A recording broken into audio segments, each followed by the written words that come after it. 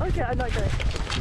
As Ukraine enters a second year of combat, with no end in sight to the airstrikes or the anguish, concerns continue to mount in the West about a potential new threat from the East. We don't want anybody to assist Russia in helping kill more Ukrainians. We'd like to see the whole world line up against Russia, and we don't believe it's in China's interest to want to be on that side of it. But China is staying silent about its friendly relations with the Kremlin. As G20 meetings in India ended Saturday without a final agreement, a summary of the gathering noted most members strongly condemned the war in Ukraine. It was all agreed by all countries, except for these two. But Russia and China refused to sign on to that part.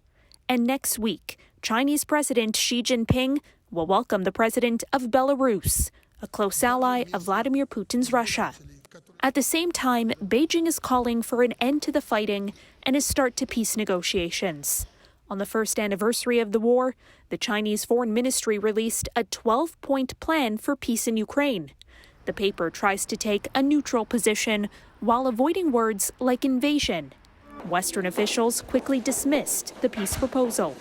China doesn't have much credibility because they have not been able to condemn the illegal invasion of Ukraine. It's also difficult to see China as an effective mediator here between Russia and Ukraine, particularly when they have not had any communication with Ukraine whatsoever.